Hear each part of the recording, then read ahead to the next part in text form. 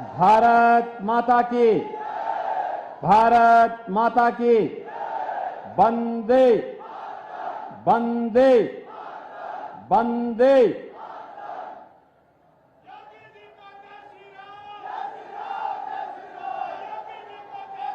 भारत की सनातन आस्था की भूमि, जिसने भारत को वैदिक ज्ञान वर्तमान और भावी पीढ़ी को लिपिबद्ध करके दिया है। भारत की 88,000 ऋषियों की साधना और तप से पवित्र हुई भूमि महर्षि दधीचि के द्वारा सनातन धर्म की रक्षा करने के लिए अस्थिदान करने की पावन धरा और सती ने अपने जेवा को जिस धरती पर समर्पित किया था, ऐसे मां ललिता की इस पावन धरा को कोटि कोटि नमन करते हुए आप सभी विश्वा के मतदाता बहनों और भाइयों का मैं हृदय से स्वागत करता हूं, अभिनंदन करता हूं। मंच पर उपस्थित भारतीय जनता पार्टी के जिलाध्यक्ष श्री राजेश शुक्ला जी, जिला के प्रभारी श्री नीरज सिंह जी, लोकप्रिय सांसद और भारतीय जनता पार्टी के प्रत्याशी श्री राजेश वर्मा जी, और मुझे प्रसन्नता है कि राकेश राठौर आज स्वयं ही समर्थन देने के लिए इस मंच पर उपस्थित हुए हैं। प्रदेश सरकार के मेरे सहयोगी राकेश राठौर जी, एमएलसी श्री पवन सिंह चौहान जी, हमारे लोकप्रिय विधायक श्री निर्मल वर्मा जी, मान्य विधायकगण श्रीमती आशा मौर्य जी, श्री मनीष रावत जी, जिला पंचायत अध्यक्ष श्रीमती श्रद्धा सागर जी, पूर्व विधायक सुनील वर्मा जी, और यहां पर उपस्थित जिनके इस कार्यक्रम में आप यहां पर जिनके इस प्रांगण में आप उपस्थित हैं, ऐसे यहां के प्रमुख समाज सेवी श्री शरद चौधरी जी, रेडको खैतान से जुड़े हुए उनके सभी अधिकारीगण, भारतीय जनता पार्टी के सभी पदाधिकारीगण, भारी संख्या में उपस्थित बहनों और भाइयों, आज राष्ट्र नायक स्वदेश और स्वधर्म के लिए अपना सर्वस्व न्यौछावर करने वाले महाराणा प्रताप की पावन जयंती है। आज इस पावन जयंती पर मैं आप सबको हृदय से बधाई देता हूं, आपका अभिनंदन करता हूं। बहनों और भाइयों, देश के अंदर लोकसभा के चुनाव चल रहे हैं। चौथे चरण में आपको भी मतदान करना है। 3 चरण संपन्न हो चुके हैं, यानी आधा चुनाव संपन्न हो गया है। आधा चुनाव संपन्न होने का मतलब अब परिणाम के रुझान स्पष्ट दिखाई दे रहे हैं, और पहली बार है कि पहली बार ये दिखाई दे रहा है कि 3 चरणों के चुनाव के बाद पूरे देश के अंदर एक ही आवाज है, और वह है कि फिर एक बार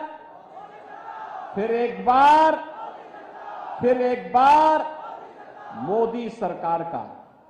मोदी सरकार के बारे में लोगों के मन में एक भाव है, बहनों और भाइयों, कि भाव इसलिए भी है क्योंकि जनता जनार्दन इस बात को जानती है, और उनके मुंह से एक ही बात निकल रही है कि जो राम को लाए हैं हम उनको लाएंगे। बहनों और भाइयों, ये होना भी है। पूरा चुनाव अब तो राम भक्तों और रामद्रोहियों के बीच में बंट करके रह गया है।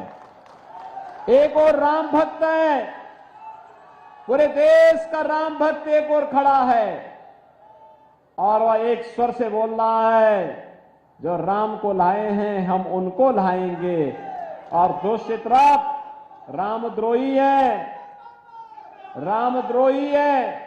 वे कहते हैं मंदिर बेकार बना है, वे कहते हैं मंदिर बनाने की आवश्यकता ही नहीं थी, वे कहते हैं भारत के अंदर मंदिर की क्या आवश्यकता थी। तो भगवान राम का मंदिर भारत में उत्तर प्रदेश के अयोध्या में नहीं बनेगा तो क्या काबुल और कंधार में बनेगा? क्या लाहौर और कराची में बनेगा? क्या अरे अयोध्या तो भगवान राम की पावन जन्मभूमि है और कोटि कोटि सनातन धर्मावलंबियों की आस्था की भूमि है, हमारा पवित्र धाम है। बहनों और भाइयों, आपसे मैं पूछना चाहता हूं, कितने लोग अयोध्या गए हैं राम मंदिर बनने के बाद? वाह भाई, काफी बड़ी संख्या में गए हैं।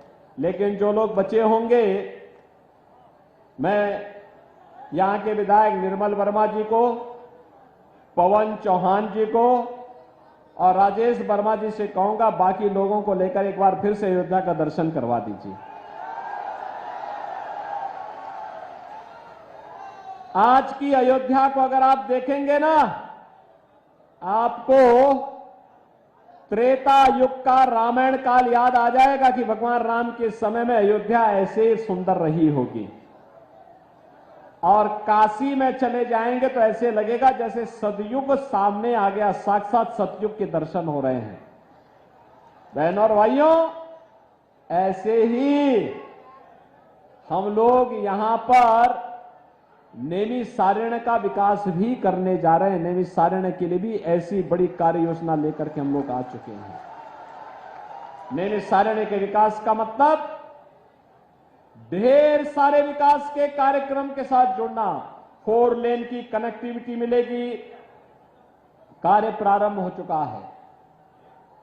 वहां पे यात्री विश्रामालय बनेंगे, गोमती नदी का रिवर फ्रंट के रूप में डेवलपमेंट होगा, मंदिरों का पुनरुद्धार और सुंदरीकरण का कार्यक्रम होगा। वहां अंदर पे हरेक व्यापारी को पुनर्वास की बेहतरीन व्यवस्था दी जाएगी, नए होटल और रेस्टोरेंट खुलेंगे, वहां पे इलेक्ट्रिक बस की सेवा के साथ लखनऊ के साथ जुड़ने जो सेवा हम प्रारंभ कर चुके हैं, लेकिन साथ साथ हेलीकॉप्टर की सुविधा के साथ भी हम जोड़ने जा रहे हैं। सीधे हेलीकॉप्टर से लोग पहुंच करके जिसको भी आना है आराम से आ जा सकता है। और धीरे धीरे करके मेट्रो भी लखनऊ से बाहर आकर के वहां तक पहुंचेगी। बहनों और भाइयों, विकास इसी से आगे बढ़ेगा। जैसे यहां पे शरद चौधरी ने बनाया, आपने देखा होगा कैसे उन्होंने यहां पे एकेडमी बनाई है, स्टेडियम बनाया है, अग्निवीर में भर्ती होने के लिए कैसे नौजवानों को तैयार होना है। ऐसे ही एकेडमी को विकसित करने के लिए सरकार के स्तर पर भी भरपूर सहयोग किया जाएगा, जिससे हमारा युवा आत्मनिर्भर बन सके, आत्मनिर्भरता के उस लक्ष्य को प्राप्त करने की दिशा में आगे बढ़ सके। आज जो एक नया चुनाव चल रहा है 2024 का, यह एक और राम भक्त हैं जो भारत के सम्मान के लिए, भारत की सुरक्षा के लिए, भारत के विकास के लिए, गरीबों के उत्थान के लिए और विकसित भारत के लिए कार्य करना चाहते हैं, कार्य कर रहे हैं। दूसरी तरफ रामद्रोही है। बहनों और भाइयों, वे भारत का सम्मान नहीं, दुनिया के अंदर भारत को अपमानित करते हैं। दूसरी तरफ वे लोग हैं जो भारत को अपमानित करते हैं, भारत की सुरक्षा में सेंध लगाते हैं, राम भक्तों पर गोली चलाते हैं और आतंकवादियों के मुकदमों को वापस लेते हैं। दूसरी तरफ वे रामद्रोही हैं जिनको राम मंदिर बेकार लगता है, लेकिन आतंकवादियों पर जो मुकदमे थे उन मुकदमों को वापस लेने का काम ये करते हैं, तो उनको ये अच्छा लगता है। इनकी सोच तो देखो पहले। बहनों और भाइयों, इसीलिए हम लोग आए आपके पास। आज जो ये नया भारत आपको देखने को मिल रहा है, ये नया भारत जिसमें सुरक्षा भी है तो सम्मान भी है, विकास के बड़े बड़े कार्य हो रहे हैं, तो विकास के साथ साथ गरीब कल्याण भी है। कोई सोचता था कि 80 करोड़ लोगों को फ्री में राशन मिलेगा? कोई सोचता था 60 करोड़ लोग देश के अंदर 5 लाख रुपए की आयुष्मान भारत की सुविधा प्राप्त करेंगे? कोई सोचता था कि बहनों और भाइयों 50 करोड़ गरीबों के जनधन अकाउंट खोलेंगे? ये जनधन अकाउंट का लाभ क्या? एक छोटा सा उदाहरण मैं आपको देता हूं। आज अगर कोई गरीब बीमार होता है, आयुष्मान का कार्ड नहीं है, अगर कोई विधायक, कोई सांसद या वह पीड़ित स्वयं भी मुझे पत्र लिख देता है ना कि मैं बीमार हूं, मेरे पास उपचार का कोई माध्यम नहीं, कोई साधन नहीं, तो उसके जनधन अकाउंट में हम सीधे लखनऊ से मैं पैसा भेजता हूं और कहता हूं भाई निश्चिंत होकर उपचार कराओ, सरकार आपके साथ खड़ी है। 50 करोड़ ऐसे गरीबों के खाते मोदी जी ने खुलवाए हैं। पहले गरीब भूखों मरता था, 80 करोड़ लोग फ्री में राशन की सुविधा का लाभ प्राप्त कर रहे हैं। पहले गरीब स्वास्थ्य सुविधा के भाव में दम तोड़ता था, आज 60 करोड़ लोगों को इस सुविधा प्राप्त हो चुकी है। पहले बहनों और भाइयों, पहले किसान आत्महत्या करता था, आज 12 करोड़ किसान सम्मान निधि का लाभ प्राप्त कर रहे हैं। पहले नारी गरिमा तार तार होती थी, आज 12 करोड़ गरीबों के घर में शौचालय बन गए हैं। पहले गरीब के घर में बरसात के समय में भोजन नहीं बन पाता था क्योंकि लकड़ी नहीं थी, केरोसिन नहीं था, एलपीजी के सिलेंडर नहीं थे। आज 10 करोड़ गरीबों को फ्री में रसोई गैस के सिलेंडर देश के अंदर प्राप्त हुए हैं। 4 करोड़ गरीबों के मकान बन गए और मोदी जी ने कहा है अगले 5 वर्ष में शेष बचे हुए गरीबों को मकान दे देंगे। अगले 5 वर्ष में जो बचे हुए गरीब हैं उनको रसोई गैस का सिलेंडर फिर फ्री में देंगे। मोदी जी ने कहा है हर घर नल की योजना 100% सैचुरेशन के लक्ष्य को प्राप्त करेगी। और बहनों और भाइयों ये भी कहा है कि यह देश अब अधिक इंतजार नहीं करेगा, पूरे देश के अंदर एक समान नागरिक कानून भी लागू करेंगे। बहनों और भाइयों, आज जो एक परिवर्तन दिखाई दे रहा है यह मोदी जी के चमत्कारिक नेतृत्व के कारण है। विकास भी है तो विरासत का सम्मान भी है, सुरक्षा भी है तो देश के अंदर हर नागरिक को सम्मान भी है। बहनों और भाइयों, सुरक्षा और सम्मान और विरासत और विकास का यह अद्भुत संगम एक आत्मनिर्भर भारत की परिकल्पना को साकार कर रहा है। और इसलिए जब चुनाव हो रहे हैं, कांग्रेस और सपा बसपा के लिए चुनाव सत्ता प्राप्त करने का माध्यम होगा, क्योंकि इनको सत्ता इसलिए प्राप्त करनी है जिससे अपने परिवार के लिए अधिक से अधिक धन लूट सके। लेकिन बहनों और भाइयों, भारतीय जनता पार्टी सत्ता में इसलिए आना चाहती है जिससे आत्मनिर्भर और विकसित भारत को साकार कर सकें, सपने को साकार कर सके। आत्मनिर्भर भारत का मतलब हमारा नौजवान आत्मनिर्भर होगा, उसके हाथ को काम होगा, उसको रोजगार मिलेगा, महिलाएं आर्थिक स्वावलंबन की ओर अग्रसर होंगी, किसान खुशहाल होगा, श्रमिक आत्मनिर्भर बनेगा, हस्तशिल्पियों का सम्मान होगा और यह आत्मनिर्भरता विकसित भारत का आधार बनेगा। और विकसित भारत दुनिया को नेतृत्व जब करेगा तो दुनिया की कोई ताकत तब आपकी और टेढ़ी नजरों से देख नहीं पाएगा। कांग्रेस के समय आतंकी विस्फोट होते थे और पब्लिक से आवाज उठती थी कि आतंकियों के खिलाफ कार्रवाई करो, तो सरकार क्या कहती थी, अरे आतंकवादी तो सीमा पार के हैं। एक शब्द उनका मिलता था, सीमा पार के आतंकवादी है। और आज आतंकवाद का नेस्तनाबूद कर दिया गया। अब तो जोर से पटाखा भी फटेगा ना तो पाकिस्तान पहले सफाई देता, कहता साहब मेरा हाथ नहीं है, क्योंकि इसे मालूम है नया भारत है, छेड़ता नहीं है। अगर कोई छेड़ता है तो उसको छोड़ता भी नहीं है। बहनों और भाइयों, ये समाजवादी पार्टी क्या ये राजनीति करेगी? और इसको तो जनता जनार्दन के बीच जाने का कोई अधिकार ही नहीं है, क्योंकि इन्होंने नैतिकता खो दी है। जब सत्ता में थे खूब लूट खसोट किए, परिवार के सिवाय किसी को इन्होंने बख्शा नहीं। और पैरवी किसके करते थे? दो प्रकार के लोगों की पैरवी करते थे, या तो अपने परिवार की या आतंकवादियों की और माफिया और अपराधियों की। आप सोचो, हर बड़ा अपराधी, हर माफिया सपा का शागिर्द था कि नहीं था? था ना? आप सोचो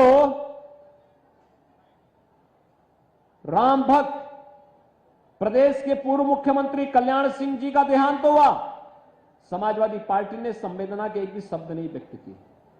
लेकिन अभी हाल ही में एक माफिया मरा था, उसके घर में पहुंचे थे नहीं फतिया पढ़ने के लिए, गए थे ना? अब आप सोच सकते हैं, राम भक्तों पर गोली चलाएंगे और राम मंदिर को बोलेंगे कि बेकार का कार्य हुआ है।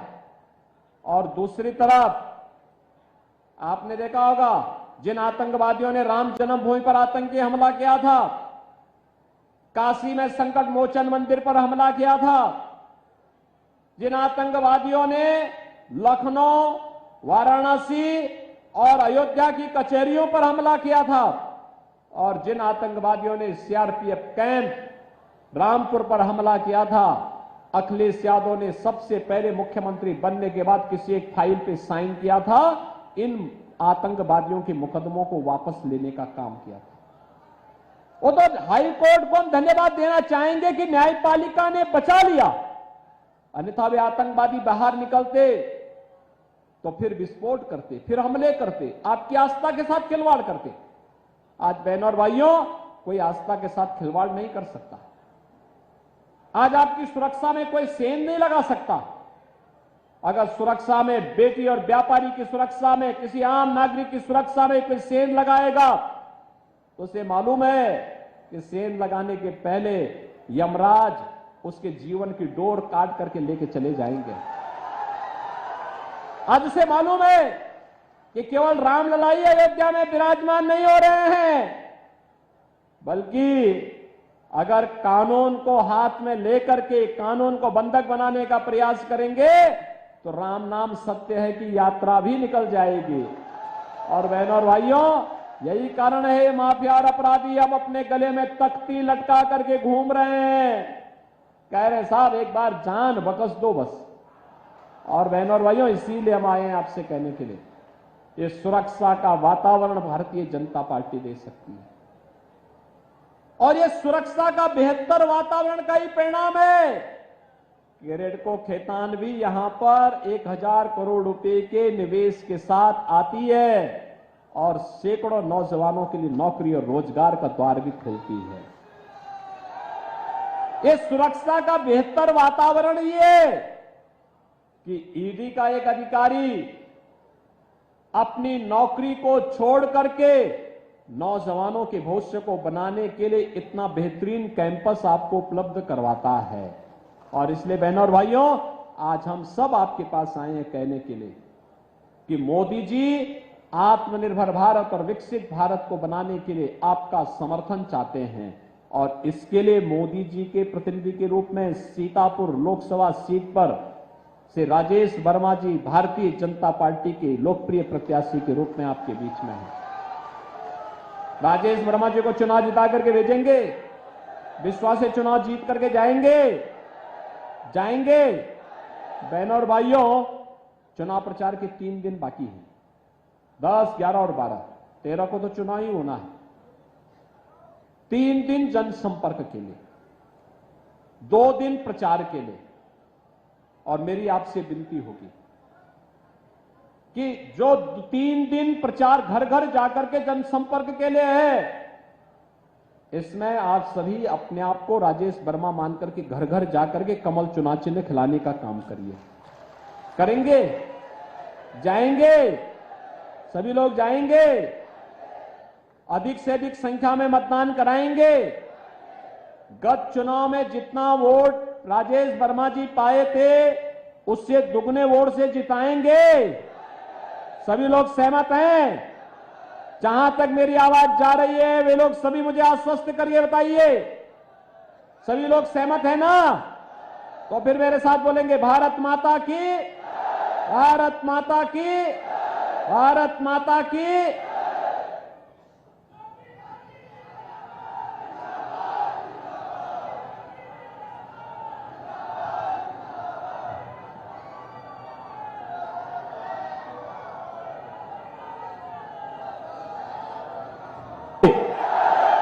भारत माता की, भारत माता की। वंदे वंदे वंदे।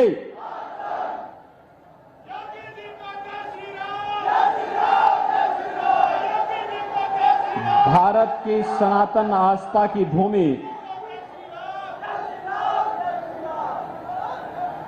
जिसने भारत को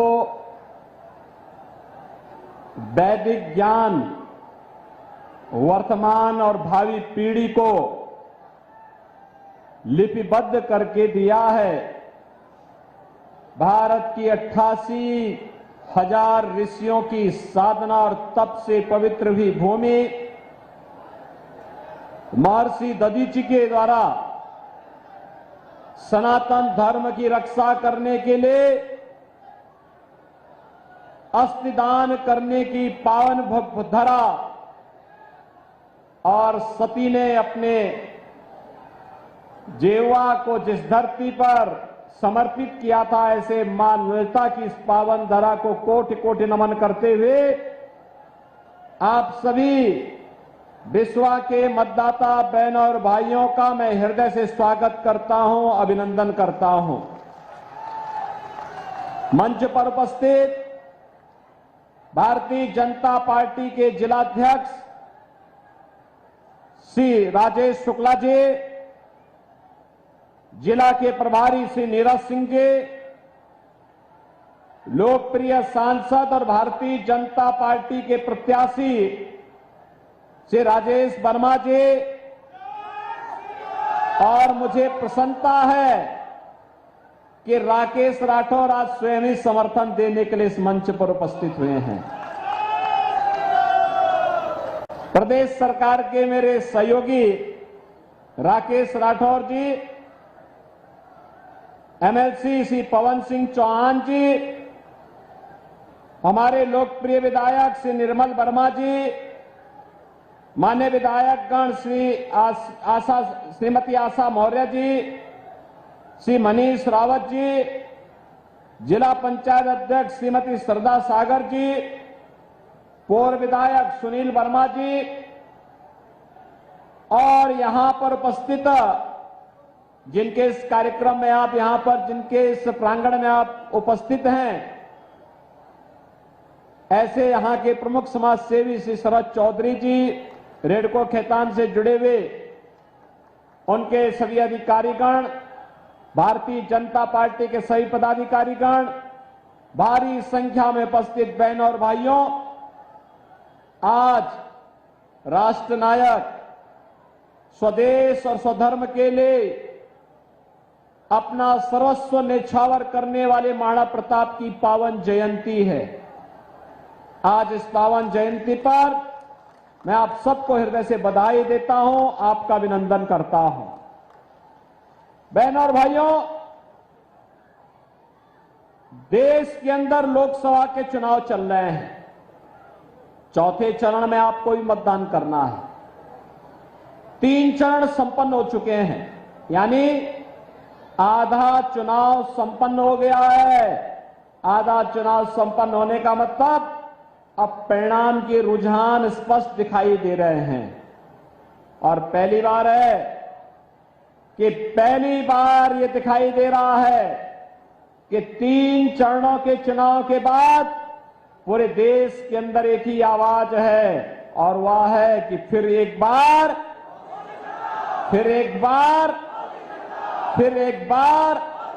मोदी सरकार का।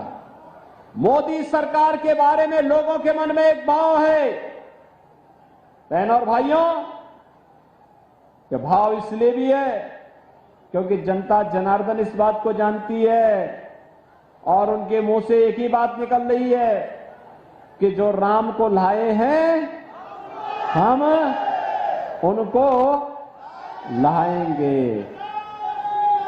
बहनों और भाइयों, ये होना भी है। पूरा चुनाव अब तो राम भक्तों और रामद्रोहियों के बीच में बंट करके रह गया है। एक और राम भक्त है, पूरे देश का राम भक्त एक और खड़ा है और वह एक स्वर से बोल रहा है, जो राम को लाए हैं हम उनको लाएंगे।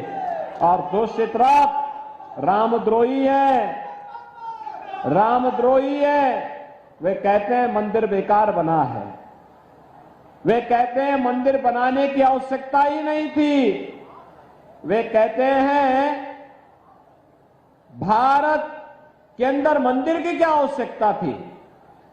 तो भगवान राम का मंदिर भारत में उत्तर प्रदेश के अयोध्या में नहीं बनेगा तो क्या काबुल और कंधार में बनेगा? क्या लाहौर और कराची में बनेगा? क्या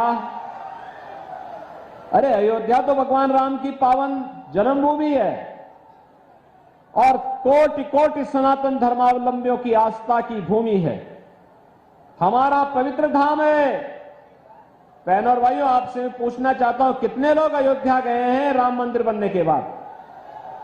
वाह भाई, काफी बड़ी संख्या में गए हैं।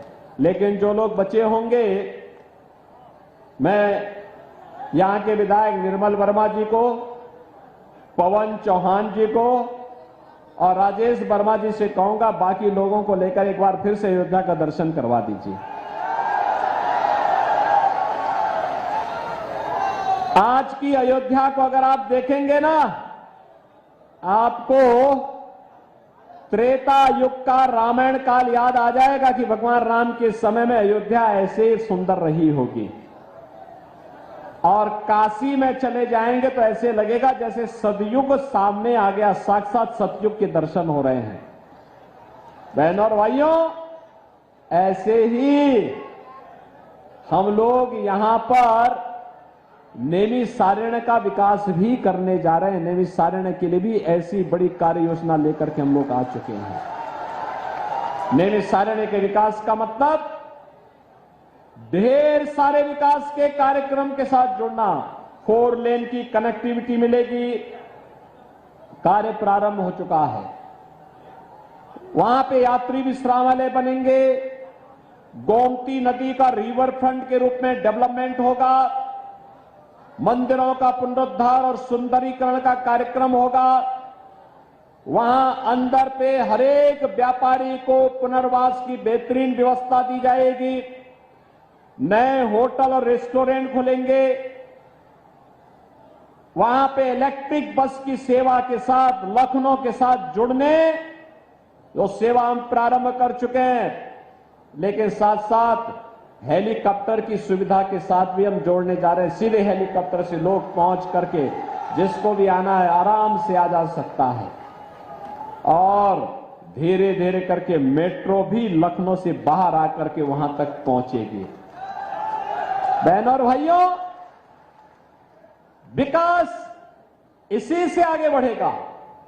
जैसे यहां पे शरद चौधरी ने बनाया, आपने देखा होगा कैसे उन्होंने यहां पे एकेडमी बनाई है, स्टेडियम बनाया है। अग्निवीर में भर्ती होने के लिए कैसे नौजवानों को तैयार होना है, ऐसे ही एकेडमी को विकसित करने के लिए सरकार के स्तर पर भी भरपूर सहयोग किया जाएगा, जिससे हमारा युवा आत्मनिर्भर बन सके, आत्मनिर्भरता के उस लक्ष्य को प्राप्त करने की दिशा में आगे बढ़ सके। आज जो एक नया चुनाव चल रहा है 2024 का, यह एक और राम भक्त हैं जो भारत के सम्मान के लिए, भारत की सुरक्षा के लिए, भारत के विकास के लिए, गरीबों के उत्थान के लिए और विकसित भारत के लिए कार्य करना चाहते हैं, कार्य कर रहे हैं। दूसरी तरफ रामद्रोही है। बहनों और भाइयों, वे भारत का सम्मान नहीं, दुनिया के अंदर भारत को अपमानित करते हैं। दूसरी तरफ वे लोग हैं जो भारत को अपमानित करते हैं, भारत की सुरक्षा में सेंध लगाते हैं, राम भक्तों पर गोली चलाते हैं और आतंकवादियों के मुकदमों को वापस लेते हैं।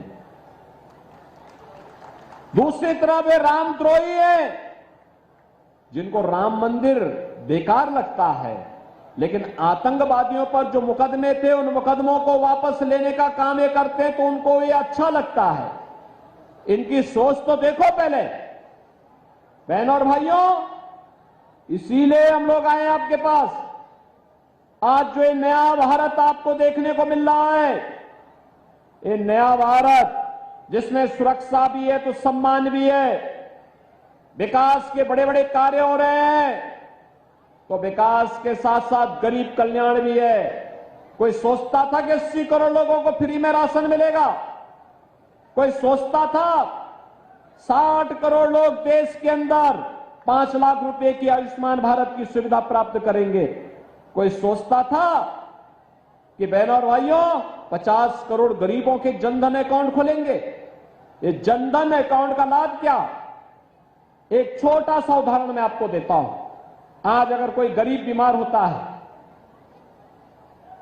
आयुष्मान का कार्ड नहीं है, अगर कोई विधायक, कोई सांसद या वह पीड़ित स्वयं भी मुझे पत्र लिख देता है ना कि मैं बीमार हूं, मेरे पास उपचार का कोई माध्यम नहीं, कोई साधन नहीं, तो उसके जनधन अकाउंट में हम सीधे लखनऊ से मैं पैसा भेजता हूं और कहता हूं भाई निश्चिंत होकर उपचार कराओ, सरकार आपके साथ खड़ी है। 50 करोड़ ऐसे गरीबों के खाते मोदी जी ने खुलवाए हैं। पहले गरीब भूखों मरता था, 80 करोड़ लोग फ्री में राशन की सुविधा का लाभ प्राप्त कर रहे हैं। पहले गरीब स्वास्थ्य सुविधा के भाव में दम तोड़ता था, आज 60 करोड़ लोगों को इस सुविधा प्राप्त हो चुकी है। पहले बहनों और भाइयों, पहले किसान आत्महत्या करता था, आज 12 करोड़ किसान सम्मान निधि का लाभ प्राप्त कर रहे हैं। पहले नारी गरिमा तार तार होती थी, आज 12 करोड़ गरीबों के घर में शौचालय बन गए हैं।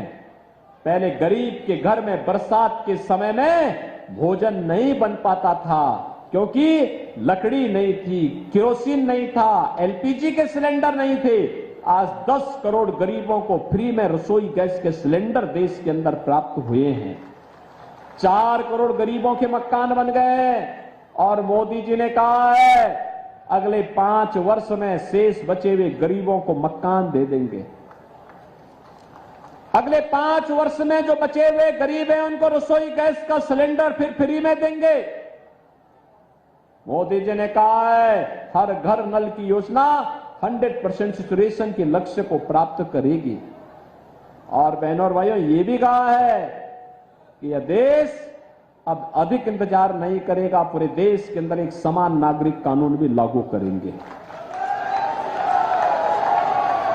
बहनों और भाइयों, आज जो एक परिवर्तन दिखाई दे रहा है यह मोदी जी के चमत्कारिक नेतृत्व के कारण है। विकास भी है तो विरासत का सम्मान भी है, सुरक्षा भी है तो देश के अंदर हर नागरिक को सम्मान भी है। बहनों और भाइयों, सुरक्षा और सम्मान और विरासत और विकास का यह अद्भुत संगम एक आत्मनिर्भर भारत की परिकल्पना को साकार कर रहा है। और इसलिए जब चुनाव हो रहे हैं, कांग्रेस और सपा बसपा के लिए चुनाव सत्ता प्राप्त करने का माध्यम होगा, क्योंकि इनको सत्ता इसलिए प्राप्त करनी है जिससे अपने परिवार के लिए अधिक से अधिक धन लूट सके।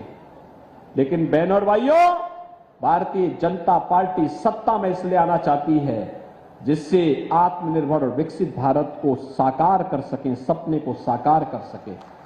आत्मनिर्भर भारत का मतलब हमारा नौजवान आत्मनिर्भर होगा, उसके हाथ को काम होगा, उसको रोजगार मिलेगा, महिलाएं आर्थिक स्वावलंबन की ओर अग्रसर होंगी, किसान खुशहाल होगा, श्रमिक आत्मनिर्भर बनेगा, हस्तशिल्पियों का सम्मान होगा और यह आत्मनिर्भरता विकसित भारत का आधार बनेगा।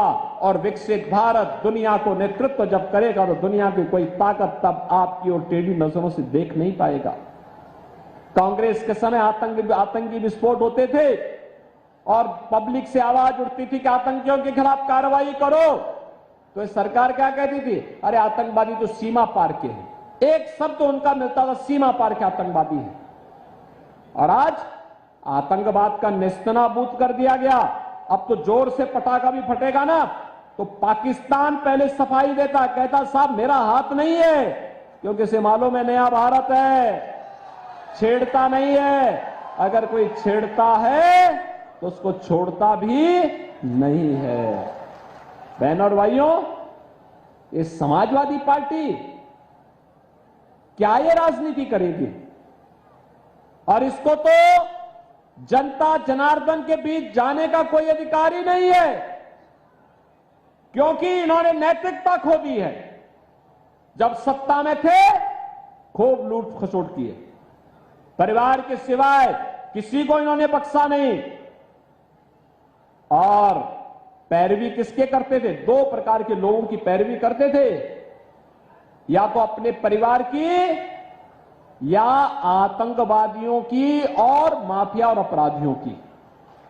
आप सोचो, हर बड़ा अपराधी, हर माफिया सपा का शागिर्द था कि नहीं था? था ना। आप सोचो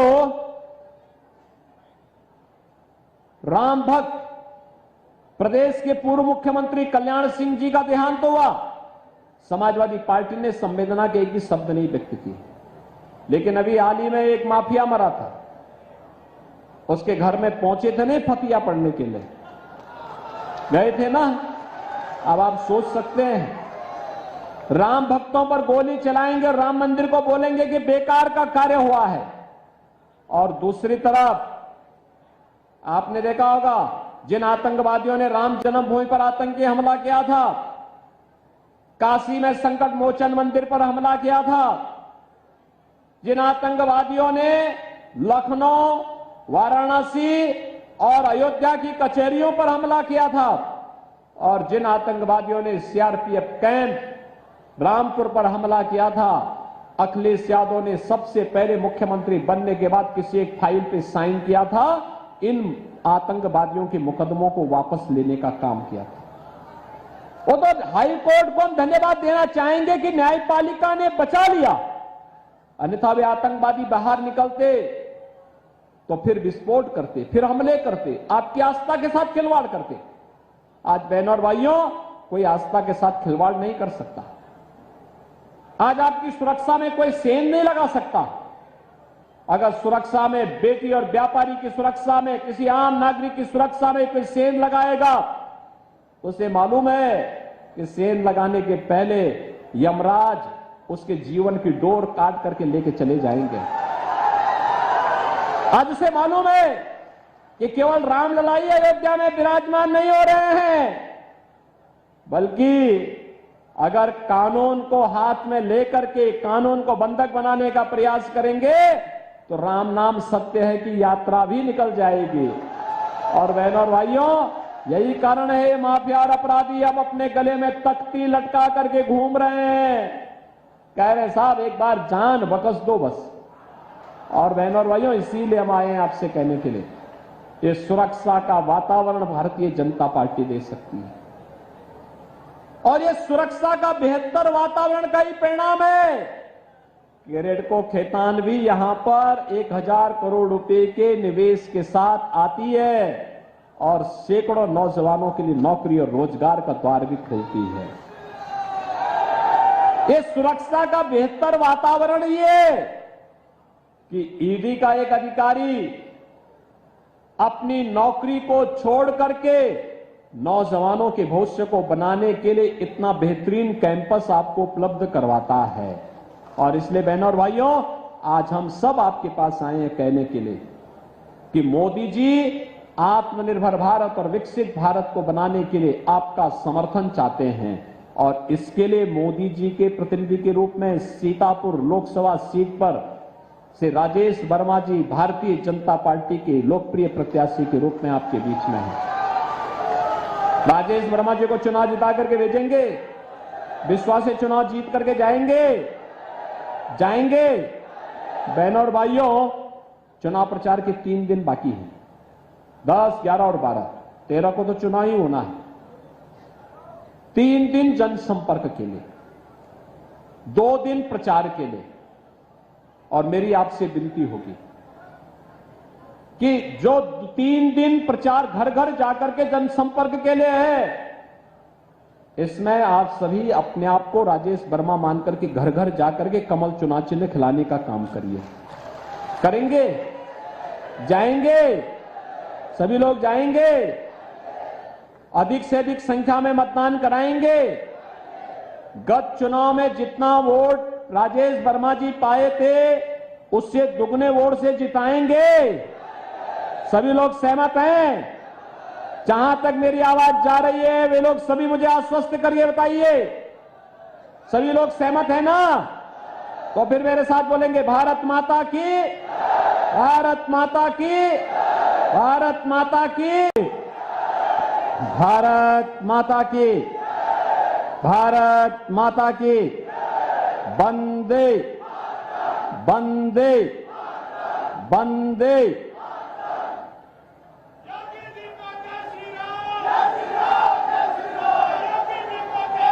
भारत की सनातन आस्था की भूमि, जिसने भारत को वैदिक ज्ञान वर्तमान और भावी पीढ़ी को लिपिबद्ध करके दिया है। भारत की 88,000 ऋषियों की साधना और तप से पवित्र हुई भूमि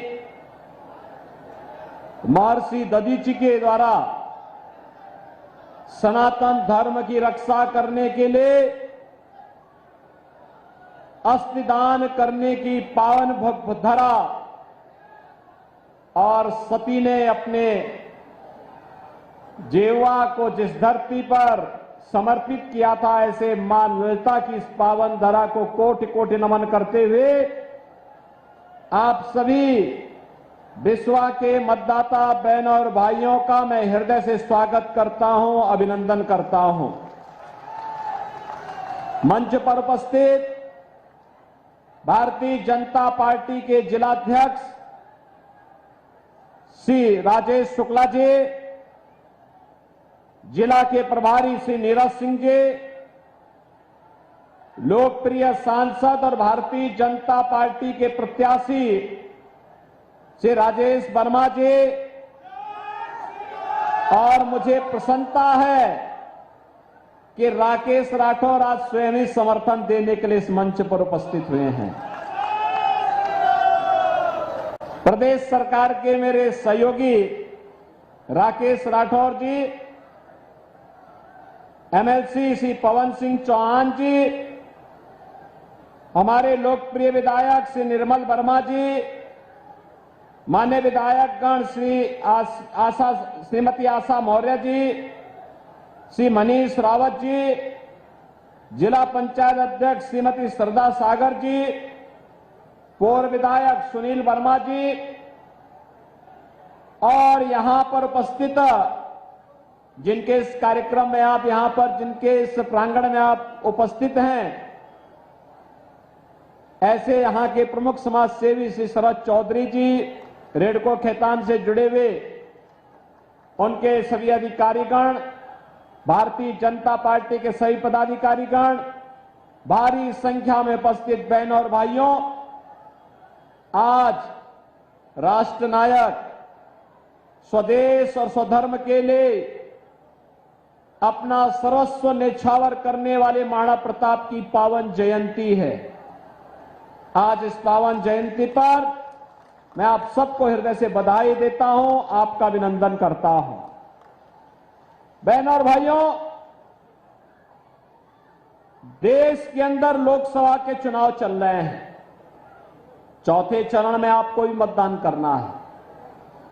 हम उनको लाएंगे। बहनों और भाइयों, ये होना भी है। पूरा चुनाव अब तो राम भक्तों और रामद्रोहियों के बीच में बंट करके रह गया है। एक और राम भक्त है, पूरे देश का राम भक्त एक और खड़ा है और वह एक स्वर से बोल रहा है, जो राम को लाए हैं हम उनको लाएंगे। और दूसरी तरफ रामद्रोही है, रामद्रोही है। वे कहते हैं मंदिर बेकार बना है, वे कहते हैं मंदिर बनाने की आवश्यकता ही नहीं थी, वे कहते हैं भारत के अंदर मंदिर की क्या आवश्यकता थी।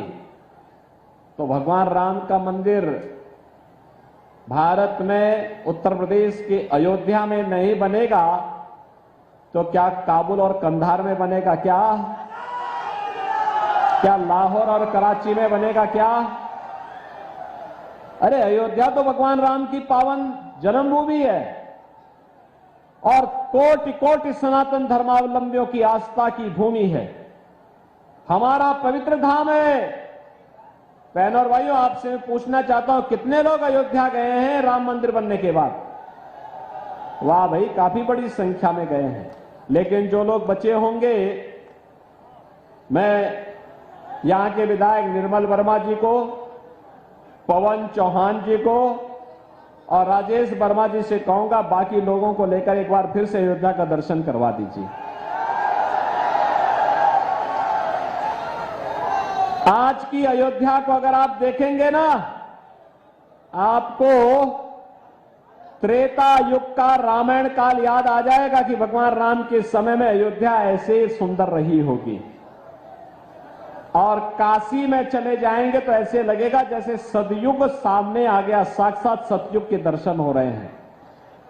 बहनों और भाइयों, ऐसे ही हम लोग यहां पर नैमिषारण्य का विकास भी करने जा रहे हैं। नैमिषारण्य के लिए भी ऐसी बड़ी कार्य योजना लेकर के हम लोग आ चुके हैं। नैमिषारण्य के विकास का मतलब ढेर सारे विकास के कार्यक्रम के साथ जुड़ना। 4 लेन की कनेक्टिविटी मिलेगी, कार्य प्रारंभ हो चुका है। वहां पे यात्री विश्रामालय बनेंगे, गोमती नदी का रिवर फ्रंट के रूप में डेवलपमेंट होगा, मंदिरों का पुनरुद्धार और सुंदरीकरण का कार्यक्रम होगा। वहां अंदर पे हरेक व्यापारी को पुनर्वास की बेहतरीन व्यवस्था दी जाएगी। नए होटल और रेस्टोरेंट खुलेंगे। वहां पे इलेक्ट्रिक बस की सेवा के साथ लखनऊ के साथ जुड़ने जो सेवा हम प्रारंभ कर चुके हैं, लेकिन साथ साथ हेलीकॉप्टर की सुविधा के साथ भी हम जोड़ने जा रहे हैं। सीधे हेलीकॉप्टर से लोग पहुंच करके जिसको भी आना है आराम से आ जा सकता है। और धीरे धीरे करके मेट्रो भी लखनऊ से बाहर आकर के वहां तक पहुंचेगी। बहनों और भाइयों, विकास इसी से आगे बढ़ेगा। जैसे यहां पे शरद चौधरी ने बनाया, आपने देखा होगा कैसे उन्होंने यहां पे एकेडमी बनाई है, स्टेडियम बनाया है। अग्निवीर में भर्ती होने के लिए कैसे नौजवानों को तैयार होना है, ऐसे ही एकेडमी को विकसित करने के लिए सरकार के स्तर पर भी भरपूर सहयोग किया जाएगा, जिससे हमारा युवा आत्मनिर्भर बन सके, आत्मनिर्भरता के उस लक्ष्य को प्राप्त करने की दिशा में आगे बढ़ सके। आज जो एक नया चुनाव चल रहा है 2024 का, यह एक और राम भक्त हैं जो भारत के सम्मान के लिए, भारत की सुरक्षा के लिए, भारत के विकास के लिए, गरीबों के उत्थान के लिए और विकसित भारत के लिए कार्य करना चाहते हैं, कार्य कर रहे हैं। दूसरी तरफ रामद्रोही हैं। बहनों और भाइयों, वे भारत का सम्मान नहीं, दुनिया के अंदर भारत को अपमानित करते हैं। दूसरी तरफ वे लोग हैं जो भारत को अपमानित करते हैं, भारत की सुरक्षा में सेंध लगाते हैं, राम भक्तों पर गोली चलाते हैं और आतंकवादियों के मुकदमों को वापस लेते हैं। दूसरी तरफ वे रामद्रोही हैं, जिनको राम मंदिर बेकार लगता है, लेकिन आतंकवादियों पर जो मुकदमे थे उन मुकदमों को वापस लेने का काम ये करते हैं तो उनको ये अच्छा लगता है। इनकी सोच तो देखो पहले। बहनों और भाइयों, इसीलिए हम लोग आए आपके पास। आज जो ये नया भारत आपको देखने को मिल रहा है, ये नया भारत जिसमें सुरक्षा भी है तो सम्मान भी है, विकास के बड़े बड़े कार्य हो रहे हैं तो विकास के साथ साथ गरीब कल्याण भी है। कोई सोचता था कि 80 करोड़ लोगों को फ्री में राशन मिलेगा? कोई सोचता था 60 करोड़ लोग देश के अंदर 5 लाख रुपए की आयुष्मान भारत की सुविधा प्राप्त करेंगे? कोई सोचता था कि बहनों और भाइयों 50 करोड़ गरीबों के जनधन अकाउंट खोलेंगे? ये जनधन अकाउंट का लाभ क्या? एक छोटा सा उदाहरण मैं आपको देता हूं। आज अगर कोई गरीब बीमार होता है, आयुष्मान का कार्ड नहीं है, अगर कोई विधायक, कोई सांसद या वह पीड़ित स्वयं भी मुझे पत्र लिख देता है ना कि मैं बीमार हूं, मेरे पास उपचार का कोई माध्यम नहीं, कोई साधन नहीं, तो उसके जनधन अकाउंट में हम सीधे लखनऊ से मैं पैसा भेजता हूं और कहता हूं भाई निश्चिंत होकर उपचार कराओ, सरकार आपके साथ खड़ी है। 50 करोड़ ऐसे गरीबों के खाते मोदी जी ने खुलवाए हैं। पहले गरीब भूखों मरता था, 80 करोड़ लोग फ्री में राशन की सुविधा का लाभ प्राप्त कर रहे हैं। पहले गरीब स्वास्थ्य सुविधा के भाव में दम तोड़ता था, आज 60 करोड़ लोगों को इस सुविधा प्राप्त हो चुकी है। पहले बहनों और भाइयों, पहले किसान आत्महत्या करता था, आज 12 करोड़ किसान सम्मान निधि का लाभ प्राप्त कर रहे हैं। पहले नारी गरिमा तार तार होती थी, आज 12 करोड़ गरीबों के घर में शौचालय बन गए हैं। पहले गरीब के घर में बरसात के समय में भोजन नहीं बन पाता था क्योंकि लकड़ी नहीं थी, केरोसिन नहीं था, एलपीजी के सिलेंडर नहीं थे। आज 10 करोड़ गरीबों को फ्री में रसोई गैस के सिलेंडर देश के अंदर प्राप्त हुए हैं। 4 करोड़ गरीबों के मकान बन गए हैं और मोदी जी ने कहा है अगले 5 वर्ष में शेष बचे हुए गरीबों को मकान दे देंगे। अगले 5 वर्ष में जो बचे हुए गरीब हैं उनको रसोई गैस का सिलेंडर फिर फ्री में देंगे।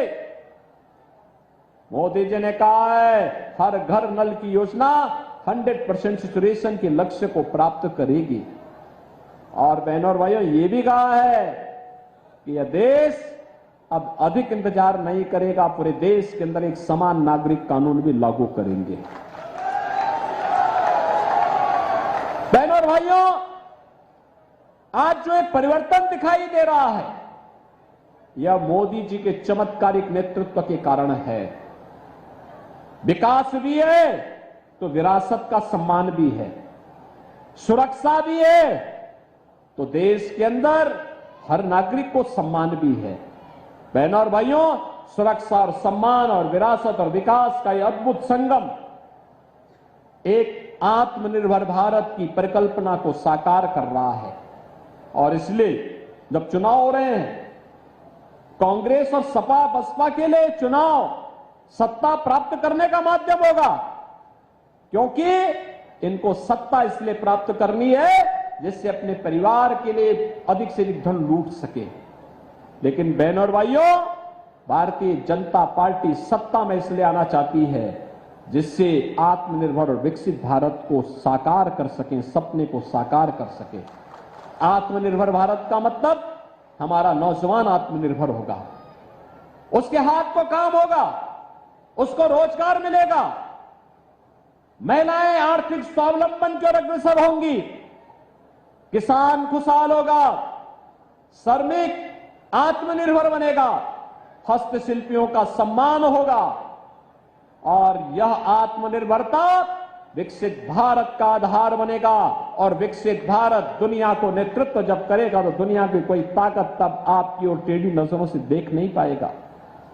कांग्रेस के समय आतंकी विस्फोट होते थे और पब्लिक से आवाज उठती थी कि आतंकियों के खिलाफ कार्रवाई करो, तो सरकार क्या कहती थी? अरे आतंकवादी तो सीमा पार के हैं।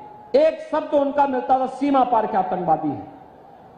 और आज आतंकवाद का नेस्तनाबूद कर दिया गया।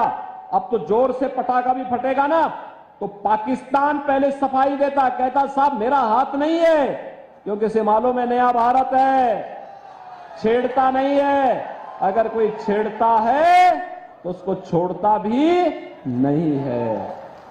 बहनों और भाइयों, ये समाजवादी पार्टी क्या ये राजनीति करेगी? और इसको तो जनता जनार्दन के बीच जाने का कोई अधिकार ही नहीं है, क्योंकि इन्होंने नैतिकता खो दी है। जब सत्ता में थे खूब लूट खसोट किए, परिवार के सिवाय किसी को इन्होंने बख्शा नहीं। और पैरवी किसके करते थे? दो प्रकार के लोगों की पैरवी करते थे, या तो अपने परिवार की या आतंकवादियों की और माफिया और अपराधियों की। आप सोचो, हर बड़ा अपराधी, हर माफिया सपा का शागिर्द था कि नहीं था? था ना। आप सोचो राम भक्त प्रदेश के पूर्व मुख्यमंत्री कल्याण सिंह जी का देहांत हुआ, समाजवादी पार्टी ने संवेदना के एक भी शब्द नहीं व्यक्त किए। लेकिन अभी हाल ही में एक माफिया मरा था, उसके घर में पहुंचे थे नहीं फतिया पढ़ने के लिए, गए थे ना। अब आप सोच सकते हैं, राम भक्तों पर गोली चलाएंगे, राम मंदिर को बोलेंगे कि बेकार का कार्य हुआ है। और दूसरी तरफ आपने देखा होगा, जिन आतंकवादियों ने राम जन्मभूमि पर आतंकी हमला किया था, काशी में संकट मोचन मंदिर पर हमला किया था, जिन आतंकवादियों ने लखनऊ, वाराणसी और अयोध्या की कचहरियों पर हमला किया था, और जिन आतंकवादियों ने सीआरपीएफ कैंप रामपुर पर हमला किया था, अखिलेश यादव ने सबसे पहले मुख्यमंत्री बनने के बाद किसी एक फाइल पे साइन किया था, इन आतंकवादियों के मुकदमों को वापस लेने का काम किया था। वो तो हाई कोर्ट को हम धन्यवाद देना चाहेंगे कि न्यायपालिका ने बचा लिया, अन्यथा वे आतंकवादी बाहर निकलते तो फिर विस्फोट करते, फिर हमले करते, आपकी आस्था के साथ खिलवाड़ करते। आज बहनों और भाइयों, कोई आस्था के साथ खिलवाड़ नहीं कर सकता। आज आपकी सुरक्षा में कोई सेन नहीं लगा सकता। अगर सुरक्षा में, बेटी और व्यापारी की सुरक्षा में, किसी आम नागरिक की सुरक्षा में कोई सेन लगाएगा तो उसे मालूम है कि सेन लगाने के पहले यमराज उसके जीवन की डोर काट करके लेके चले जाएंगे। आज उसे मालूम है कि केवल रामललाई अयोध्या में विराजमान नहीं हो रहे हैं, बल्कि अगर कानून को हाथ में लेकर के कानून को बंधक बनाने का प्रयास करेंगे तो राम नाम सत्य है कि यात्रा भी निकल जाएगी। और बहनों और भाइयों, यही कारण है माफिया और अपराधी अब अपने गले में तख्ती लटका करके घूम रहे हैं, कह रहे साहब एक बार जान बकस दो बस। और बहनों और भाइयों, इसीलिए हम आए हैं आपसे कहने के लिए, ये सुरक्षा का वातावरण भारतीय जनता पार्टी दे सकती है, और ये सुरक्षा का बेहतर वातावरण का ही परिणाम है कि रेडको खेतान भी यहां पर 1000 करोड़ रुपए के निवेश के साथ आती है और सैकड़ों नौजवानों के लिए नौकरी और रोजगार का द्वार भी खोलती है।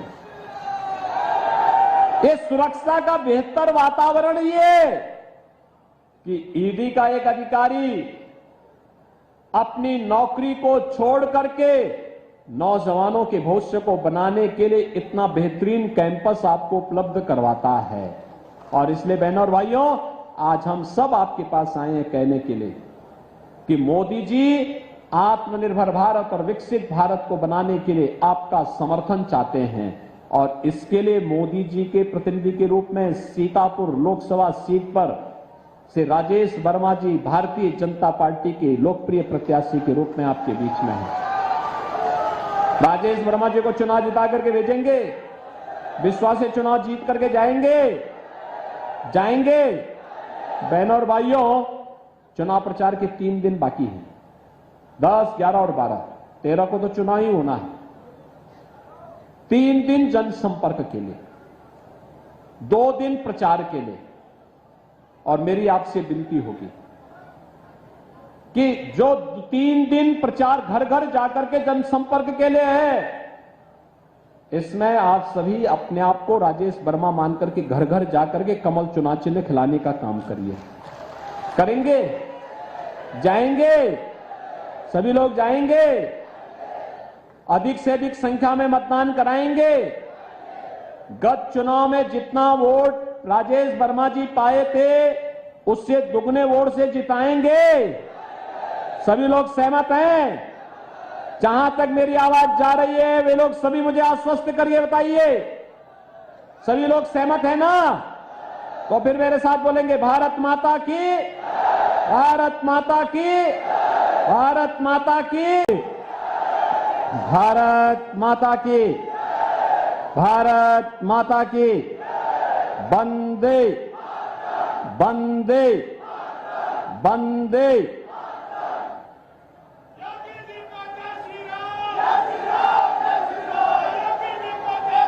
भारत की सनातन आस्था की भूमि, जिसने भारत को वैदिक ज्ञान वर्तमान और भावी पीढ़ी को लिपिबद्ध करके दिया है। भारत की 88,000 ऋषियों की साधना और तप से पवित्र हुई भूमि महर्षि दधीची के द्वारा सनातन धर्म की रक्षा करने के लिए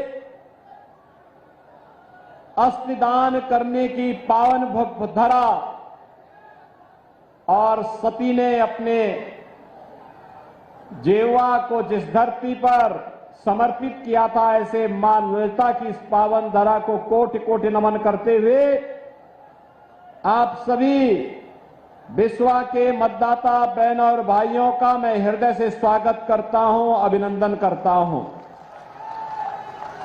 मंच पर उपस्थित भारतीय जनता पार्टी के जिलाध्यक्ष श्री राजेश शुक्ला जी, जिला के प्रभारी श्री नीरज सिंह जी, लोकप्रिय सांसद और भारतीय जनता पार्टी के प्रत्याशी श्री राजेश वर्मा जी, और मुझे प्रसन्नता है कि राकेश राठौर आज स्वयं ही समर्थन देने के लिए इस मंच पर उपस्थित हुए हैं।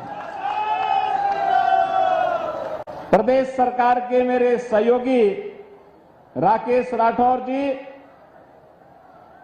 एमएलसी श्री पवन सिंह चौहान जी, हमारे लोकप्रिय विधायक श्री निर्मल वर्मा जी, माननीय विधायकगण श्रीमती आशा मौर्य जी, श्री मनीष रावत जी, जिला पंचायत अध्यक्ष श्रीमती श्रद्धा सागर जी, पूर्व विधायक सुनील वर्मा जी, और यहां पर उपस्थित जिनके इस कार्यक्रम में आप यहां पर जिनके इस प्रांगण में आप उपस्थित हैं, ऐसे यहां के प्रमुख समाज सेवी श्री शरद चौधरी जी, रेडको खेतान से जुड़े हुए उनके सभी अधिकारीगण, भारतीय जनता पार्टी के सभी पदाधिकारीगण, भारी संख्या में उपस्थित बहनों और भाइयों, आज राष्ट्र नायक स्वदेश और स्वधर्म के लिए अपना सर्वस्व न्यौछावर करने वाले महाराणा प्रताप की पावन जयंती है। आज इस पावन जयंती पर मैं आप सबको हृदय से बधाई देता हूं, आपका अभिनंदन करता हूं। बहनों और भाइयों, देश के अंदर लोकसभा के चुनाव चल रहे हैं। चौथे चरण में आपको भी मतदान करना है। 3 चरण संपन्न हो चुके हैं, यानी आधा चुनाव संपन्न हो गया है। आधा चुनाव संपन्न होने का मतलब अब परिणाम के रुझान स्पष्ट दिखाई दे रहे हैं, और पहली बार है कि पहली बार ये दिखाई दे रहा है कि 3 चरणों के चुनाव के बाद पूरे देश के अंदर एक ही आवाज है, और वह है कि फिर एक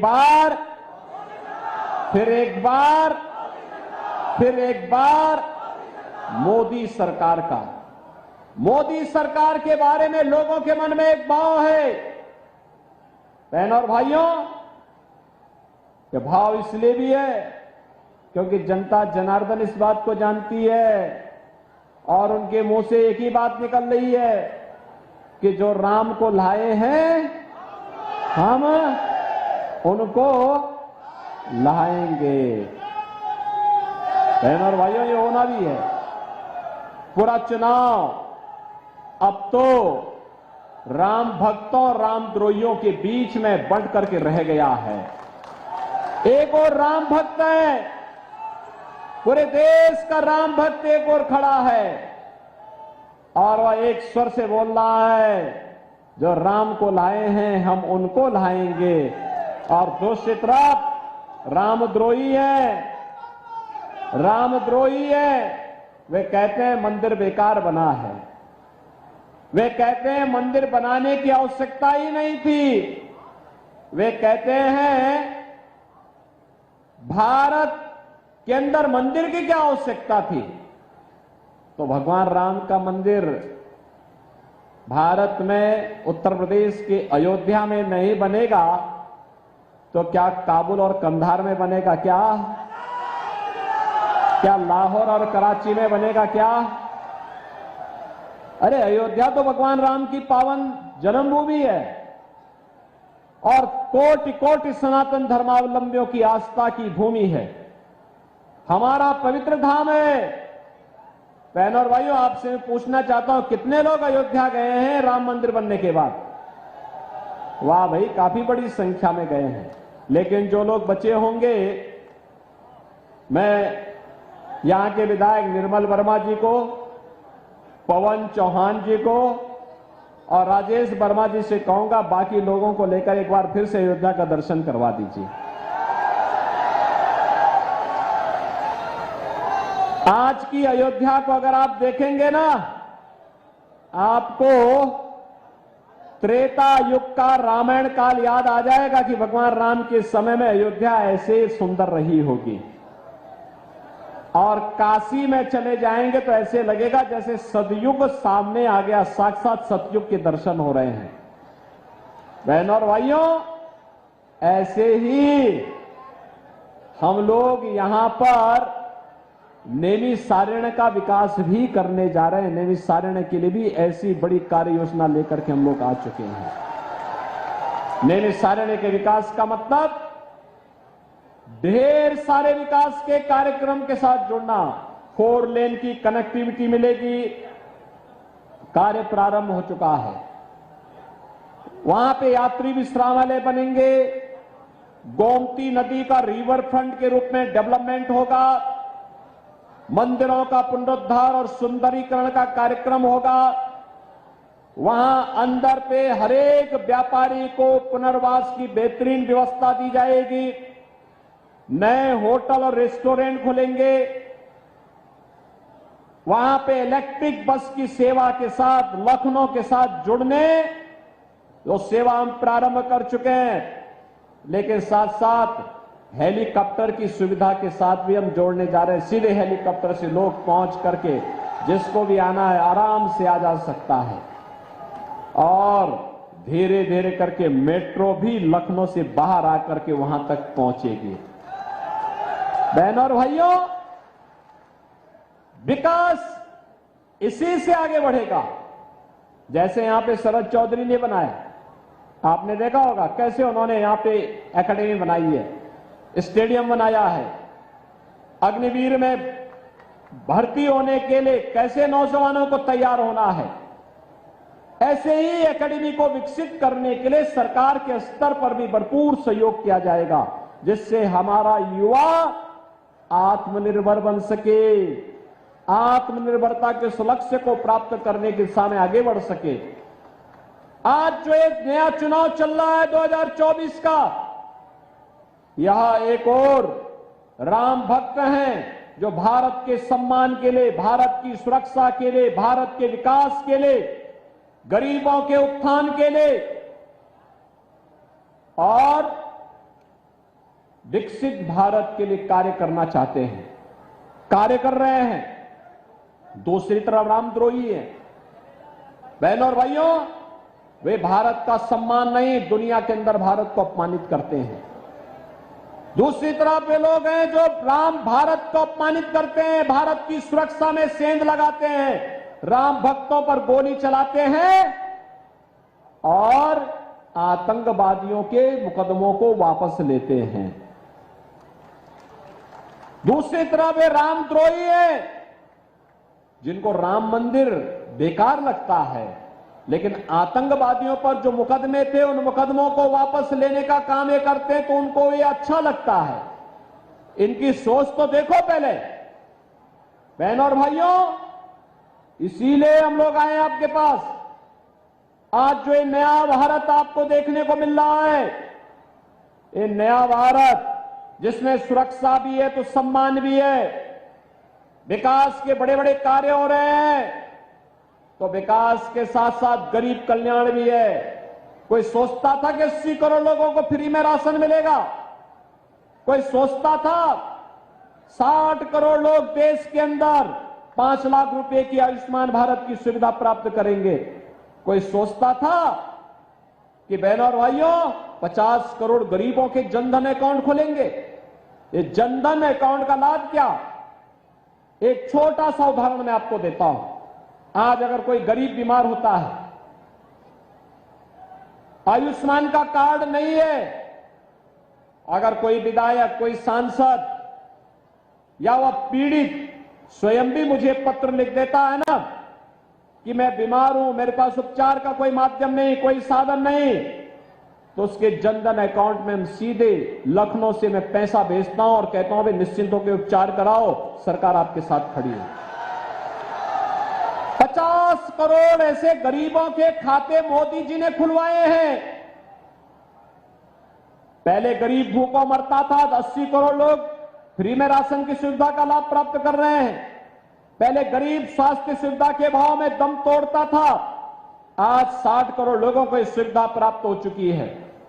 पहले बहनों और भाइयों, पहले किसान आत्महत्या करता था, आज 12 करोड़ किसान सम्मान निधि का लाभ प्राप्त कर रहे हैं। पहले नारी गरिमा तार तार होती थी, आज 12 करोड़ गरीबों के घर में शौचालय बन गए हैं।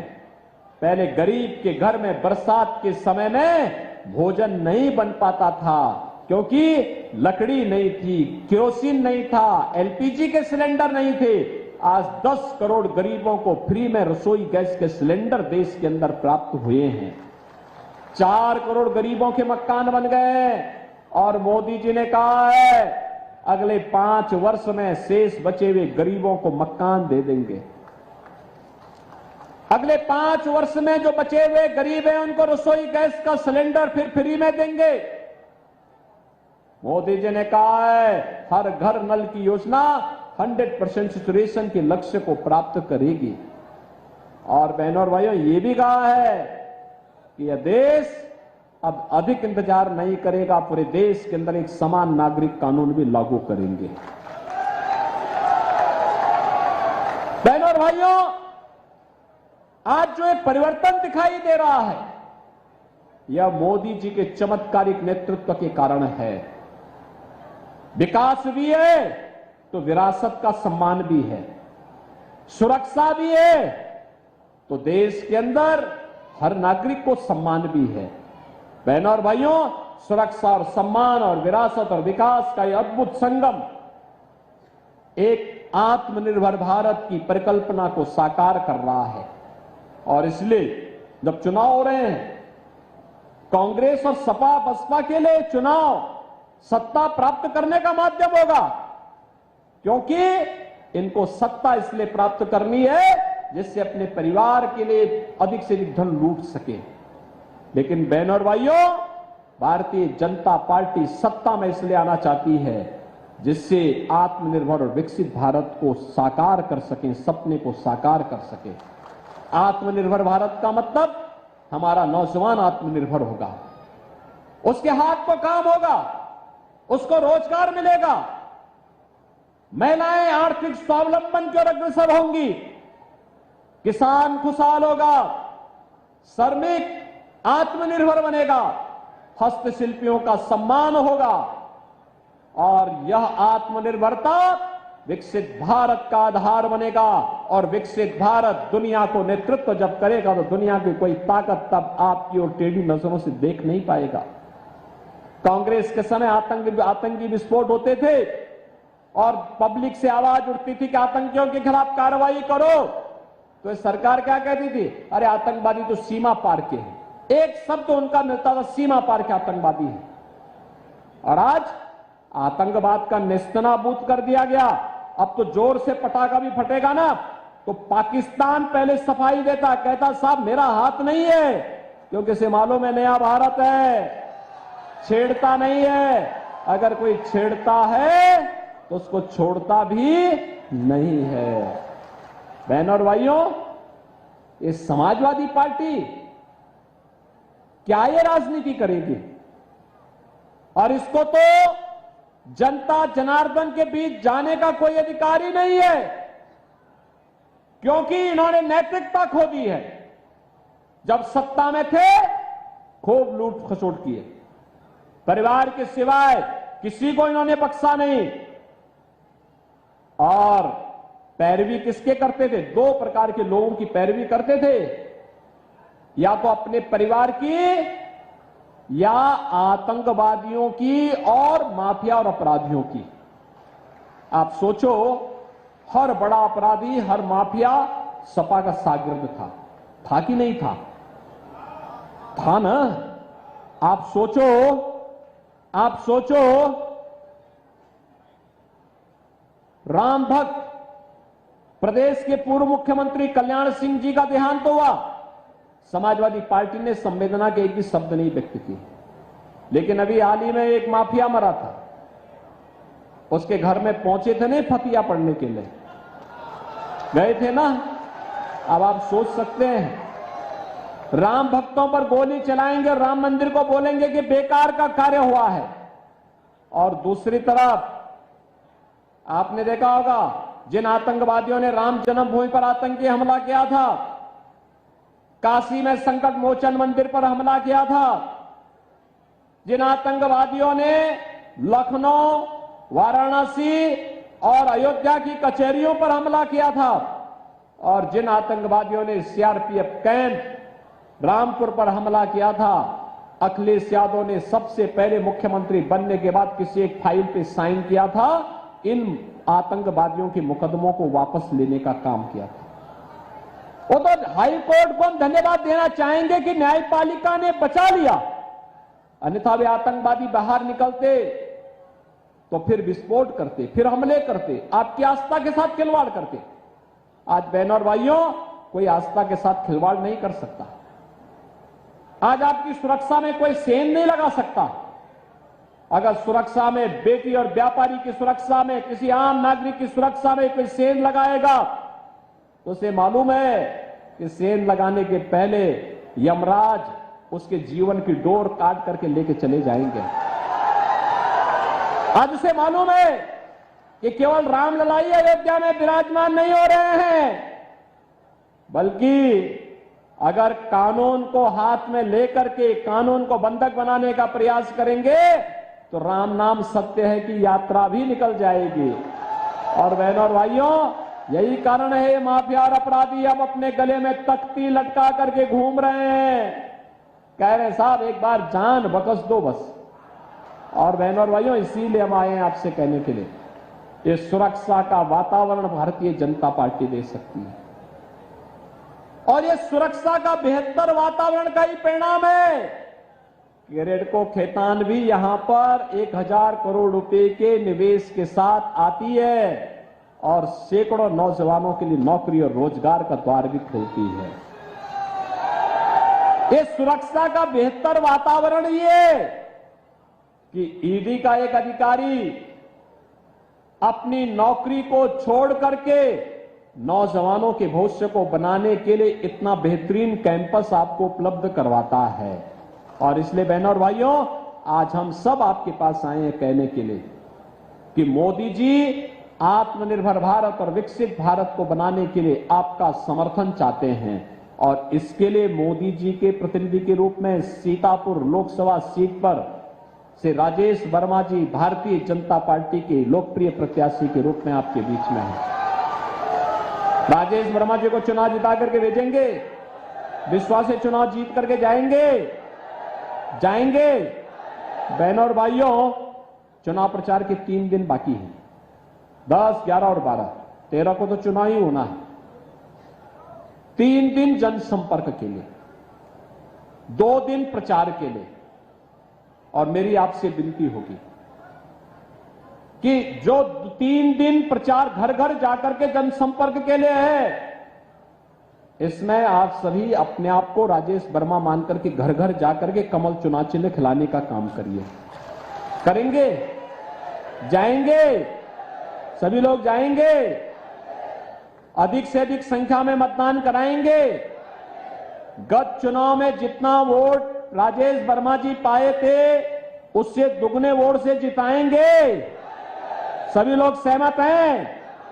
जहां तक मेरी आवाज जा रही है वे लोग सभी मुझे आश्वस्त करिए, बताइए सभी लोग सहमत हैं ना? तो फिर मेरे साथ बोलेंगे भारत माता की, भारत माता की, भारत माता की, भारत माता की, भारत माता की, वंदे वंदे वंदे।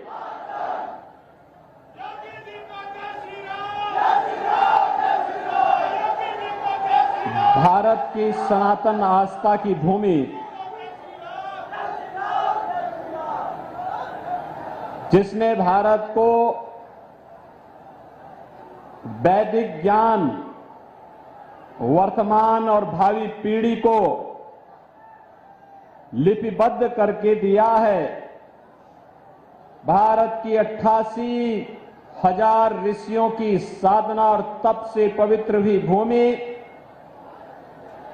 महर्षि दधीचि के द्वारा सनातन धर्म की रक्षा करने के लिए अस्थिदान करने की पावन धरा और सती ने अपने जेवा को जिस धरती पर समर्पित किया था, ऐसे मां ललिता की इस पावन धरा को कोटि कोटि नमन करते हुए आप सभी विश्वा के मतदाता बहनों और भाइयों का मैं हृदय से स्वागत करता हूं, अभिनंदन करता हूं।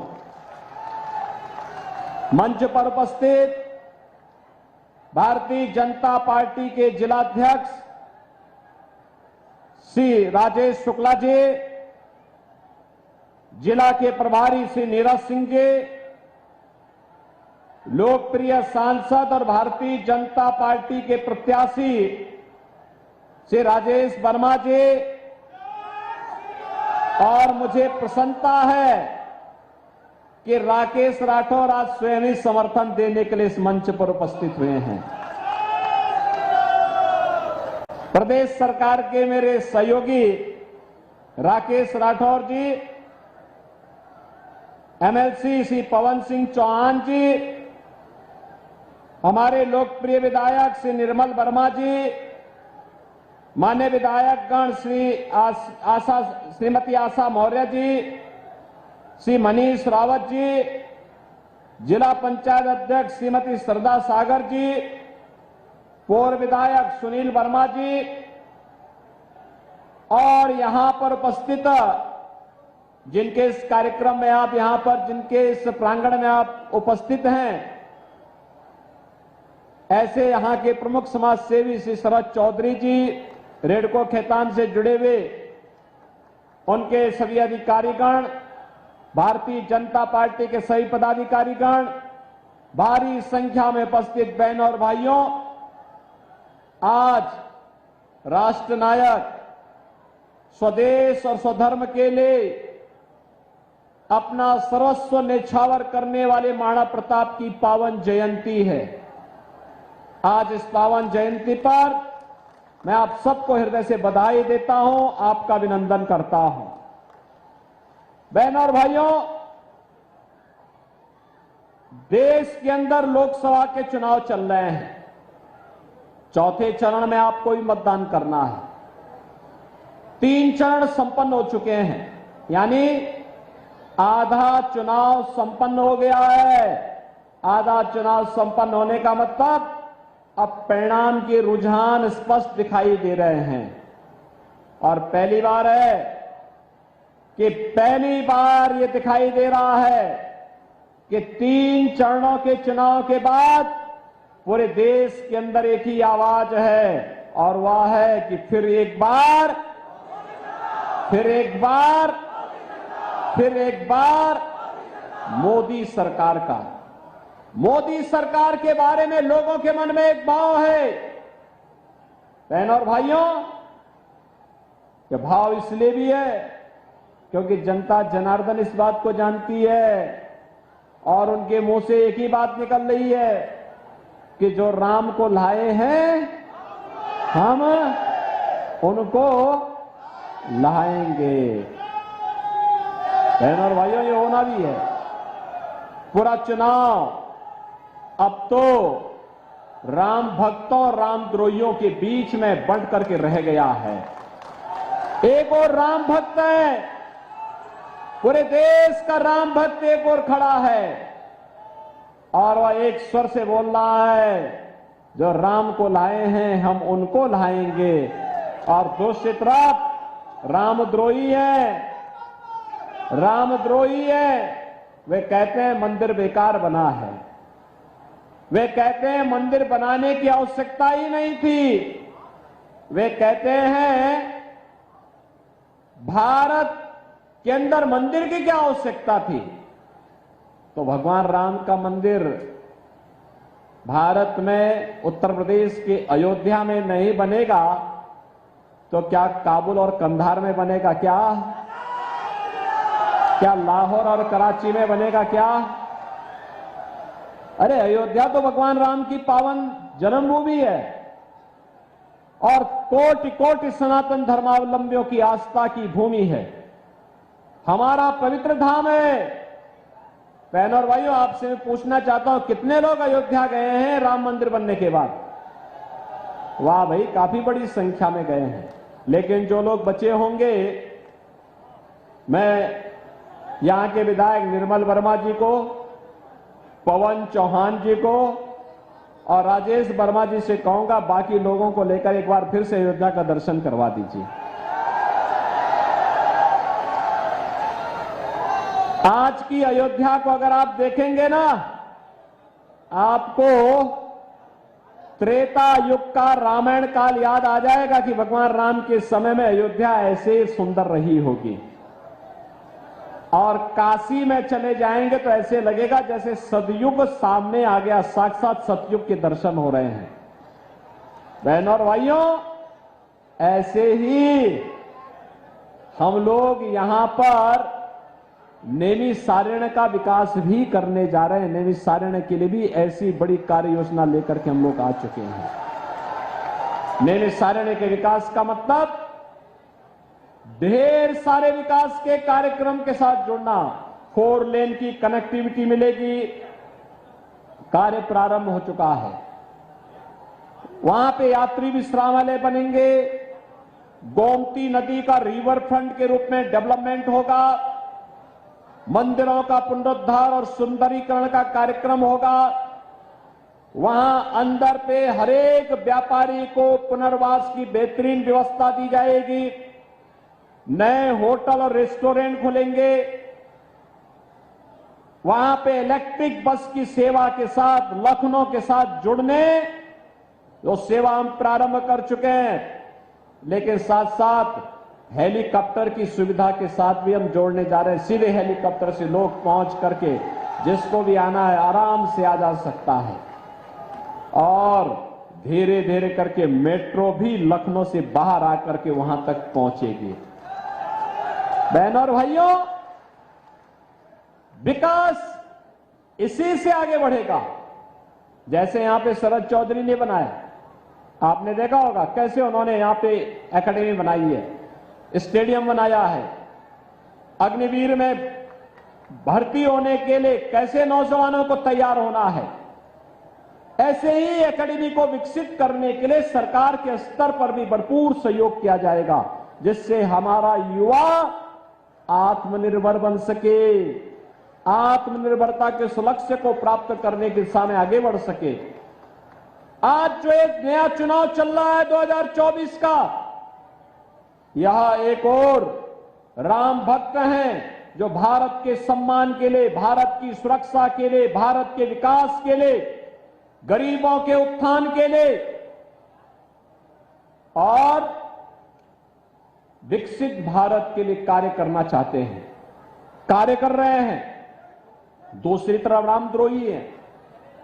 बहनों और भाइयों, वे भारत का सम्मान नहीं, दुनिया के अंदर भारत को अपमानित करते हैं।